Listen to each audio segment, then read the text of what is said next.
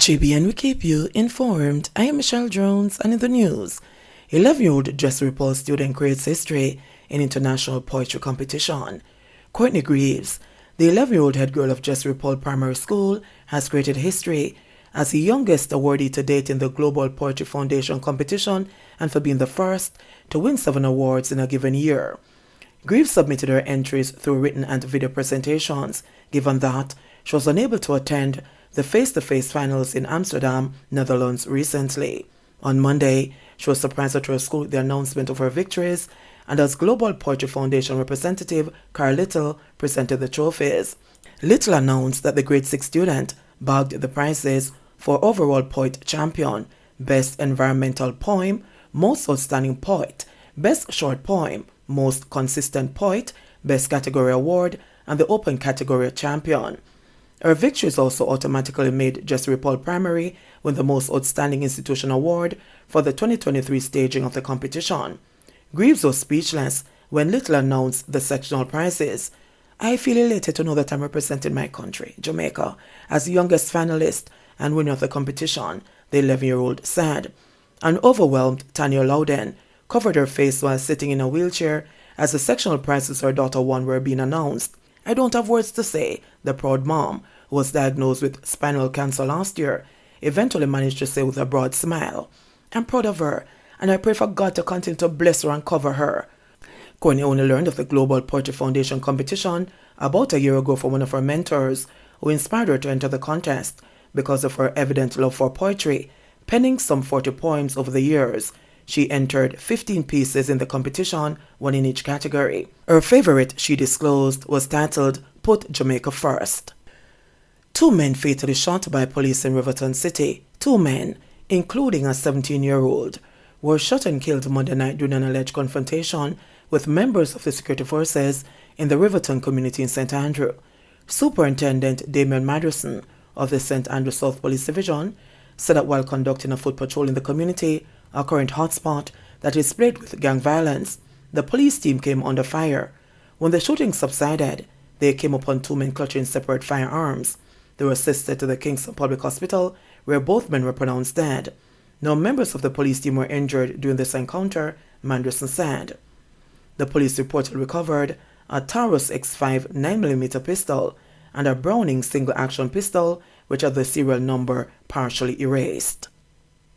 A police team, while conducting foot patrol within the Riverton community, Riverton of course being one of our top hotspots within St. Andrew South, a area that is plagued by gang violence. Whilst conducting such patrol earlier this evening, police team came under gunfire. Shootout ensued between themselves and a group of men. When the shooting subsided, they came upon 2 men clutching separate firearms. They were assisted to Kingston Public Hospital, where both men were pronounced dead. No member of the police party was injured during this encounter. Currently, the scene is being examined and being dealt with by members of the St. Andrew South CIB, still awaiting INDECOM and the other individuals to complete this process. But again, this encounter here in Riverton highlight the gruesome nature of the work that we do within these hotspots within St. Andrew South, and if I may say across the island, where brazen individuals armed with firearms are willing not just to take the lives of innocent Jamaicans, but to take on members of the security force. I want to use the opportunity to appeal to the Blingers gang, to appeal to the Blue Window gangs operating here in the Riverton community, to take the opportunity. The wanted men, the Marquis, and all the others inside here who are wanted, I want to use the opportunity to call on them to turn themselves in. Come with a pastor, come with your lawyers, come with a teacher, come with a family member, a justice of the peace. Find somebody and turn yourself into the police. One thing is sure is that we will not relent until we restore order to this community and to all the communities across this police division. We are appealing to you. Do not take on the police officers. do not engage police officers. We ask of you to surrender yourselves, turn in the guns. 52-year-old shopkeeper shot dead in Gregory Park. A woman was this morning shot and killed by a gunman in Gregory Park, Portmore, St. Catherine. She has been identified as 52-year-old Diana Griffiths. It is reported that around 9:30, she was sitting at her gate when she was approached by armed men who opened fire. The injured woman was taken to the Spanish Town Hospital, where she succumbed. Some time ago, a shop belonging to the woman, who was a well-known party worker for the ruling Jamaica Labour Party JLP, was gutted by fire. The incident was suspected to be the work of arsonists. JLP officials, including Member of Parliament for the area, Orlando Tarrelong, and fellow MP and Deputy General Secretary Dr. Andrew Wheatley, visited the scene. The fatal shooting was condemned. Meanwhile, the St. Catherine South Police have listed 3 men as persons of interest in relation to the fatal shooting of Griffiths. Being sought by the police are Sanjay Tracy, Ian Thomas, and Miguel Tracy. The men are being asked to turn themselves into the Portmore Criminal Investigations Branch. Additionally, anyone with information about the whereabouts of the men is being asked to contact the St. Catherine South Police at 876-949-8422 or Crime Stop at 311. Kingston Western wanted man turned self in. One of 3 men who were listed as wanted by the Kingston Western Police turned himself in at the Denham Town Station on Monday. He is Donovan Rowe, otherwise called Chummy. Rowe was wanted for the murder of 2 men, which occurred on Tuesday, November 29, 2022, on Upper Oxford Street, Kingston, at about 9:40 a.m. Rowe was accompanied by a friend when he turned himself in at about 1:20 p.m. The police said the other 2 wanted men, Joe Mabert and Anthony Clark, otherwise called Delhi, are still at large and are being asked to turn themselves in immediately. The police are urging anyone with information that can assist in locating these men to contact the Denham Town Criminal Investigations Branch at 876-948-6443, Crime Stop at 311, the JCF tip line at 811, or the nearest police station. Thieves steal 65 Samsung tablets and cash from high school in St. Bess. Thieves made off with almost $2 million worth of items during a break-in at the Sydney Pagan High School in Brays River, St. Elizabeth on the weekend. School officials reportedly turned up on Monday, discovered the robbery and called the police. Information received is that about 3:30 p.m. last Friday, the school officials securely locked the office and left for home. On their return shortly after 7 a.m. on Monday, the break-in was discovered. The culprits reportedly broke into the office by forcing open a glass sliding louver window, entered an adjoining office, and stole 65 Samsung tablets valued at $1,950,000. They then ransacked the staff room and stole a Dell laptop computer and $5,100. Police have since processed the scene and launched an investigation. DPP to decide on possible charges for cops accused of raping and robbing female motorists. The Director of Public Prosecutions, DPP, is to decide if charges should be laid against the policemen implicated in the alleged robbery and rape of a female motorist in St. Elizabeth last week. A file is to be submitted to the DPP for a ruling. The 4 policemen who were attached to the St. Elizabeth Police Division were taken into custody last week after a female motorist alleged that she was robbed, sexually assaulted, and threatened by the policemen following a traffic stop last Monday night. It is reported that the police team was on checkpoint operation along the Crawford Main Road about 10 p.m. when they stopped the 26-year-old woman. She was driving with a demonstration plate on her vehicle. It's reported that she offered the cops $7,000 which she had on her, but they demanded $50,000 in return for not prosecuting her. It is further alleged that the policemen took her to an ATM in Black River where she attempted to withdraw the funds but was unsuccessful. She was then told by one of the constables to drive to a supermarket in Black River where she was taken to the back of the establishment and reportedly raped. The woman alleges that the police threatened to kill her if she reported the assault. Kingston man charged after allegedly stealing delivery bike. A 21-year-old laborer was charged with robbery with aggravation and wounding with intent following an incident which occurred along Preston Road in the Kingston 2 area on Monday, January 30. Charges Devonta Reynolds of Torrington Park, Kingston 5. Reports are that Reynolds attacked a delivery man with a cutting implement while waiting at a customer's gate to make a delivery. He allegedly robbed him of his Blue Mart 2022 Zamako motorcycle and drove it away. Whilst being assisted to the police station, the man saw Reynolds with his motorcycle and contacted the police. A team quickly responded and Reynolds was arrested and subsequently charged. His court date is being arranged. Applicants who submitted fake CXCs at JSAFE recruitment drive plead guilty.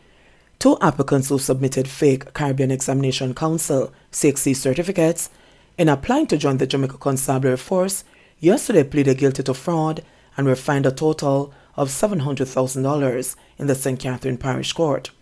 Ricardo Thomas pleaded guilty to uttering forged documents and was fined $300,000 or 6 months imprisonment. Dominique Evans, who also pleaded guilty to the same offense, was fined $400,000 or 6 months imprisonment. Evans asked Parish Judge Desiree Lane for time to pay the fine and was given until April 21 to do so. Thomas was represented by attorney at law Earl Hamilton, who begged the judge not to impose a custodial sentence on his client. The 2 were charged by the police after they went to a recruitment drive at a high school in Spanish Town last year. Both candidates presented their qualifications, which were perused and found to be fraudulent.